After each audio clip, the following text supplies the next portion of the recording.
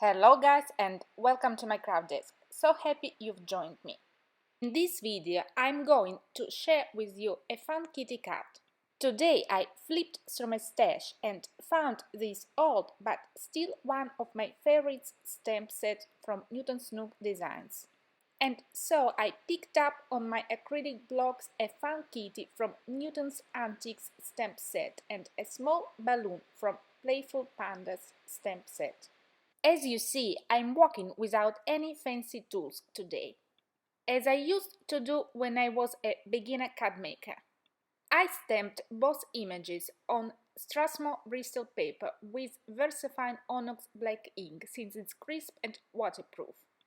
For now, I'm putting aside both stamped kitty and the stamped balloon since I don't want to smear the ink.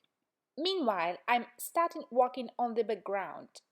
The first element you need for this card is a rectangle that is slightly smaller than a regular A2 side card base. My one was die cut from Flex and Frames die set, but you can definitely trim your own.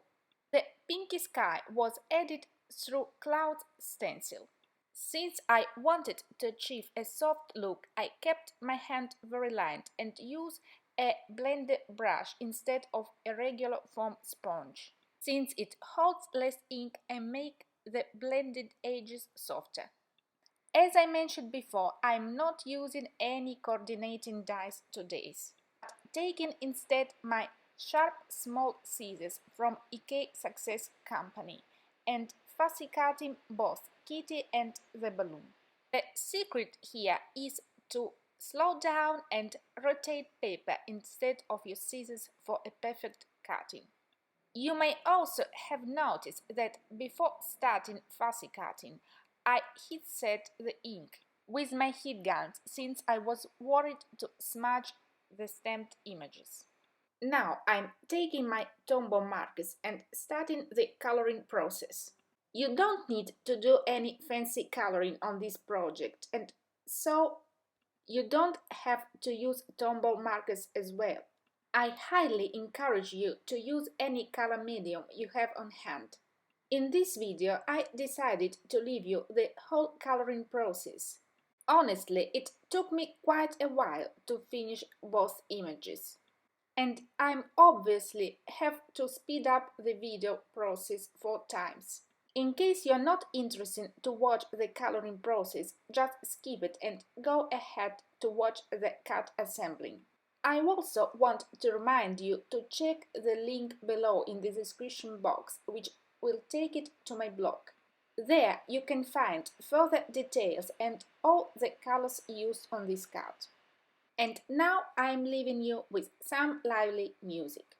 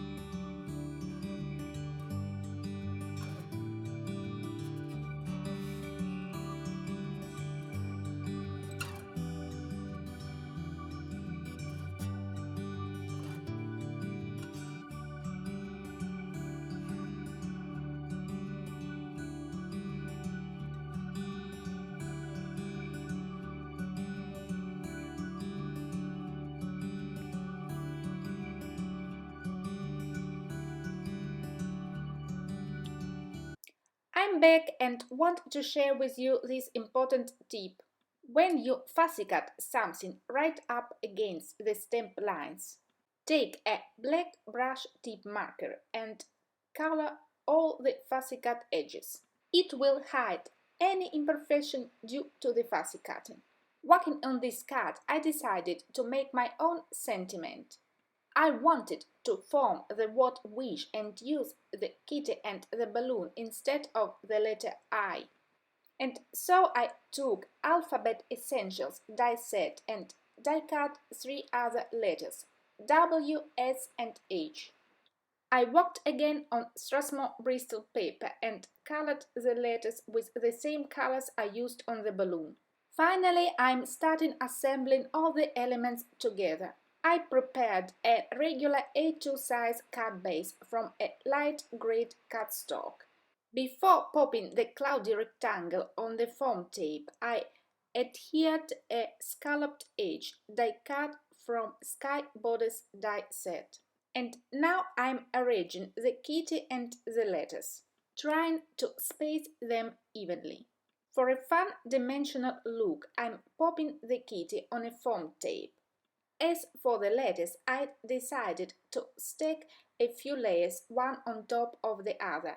For that I made some additional die cutting and now I'm gluing all the layers together. I like to use a tiny amount of a liquid adhesive for these purposes, such as Mono Multi Liquid Glue from Tombow or Multi Medium Matte from Rangel that I'm using right now for placing some matching sequins. At this point I felt like this cut needed something little extra and so I die cut another scalloped border slightly straighter than the previous one. I'm gluing it on top of the previous one and trimmed it to the side of the whole cut base. And this project is finally finished. Thanks so much for stopping by. I really appreciate all your love and support.